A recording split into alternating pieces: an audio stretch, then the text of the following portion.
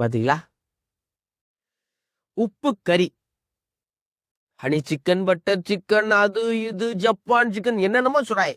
நமக்கு பிடிச்சதெல்லாம் அந்த உப்பு கறி தான்.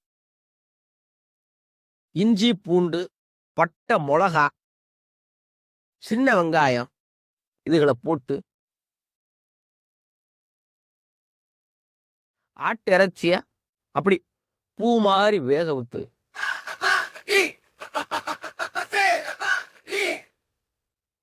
நாக்குல இருக்க சுவை முக்குகள் எல்லாத்துலயும் அந்த சுவையை பரவுத்து அந்த காரம் இறங்கும் போதே ஒரு வாய் கஞ்சி எடுத்து வச்சோம்னா இந்த உலகத்திலே சுவையான ஆரோக்கியமான அற்புதமான உணவு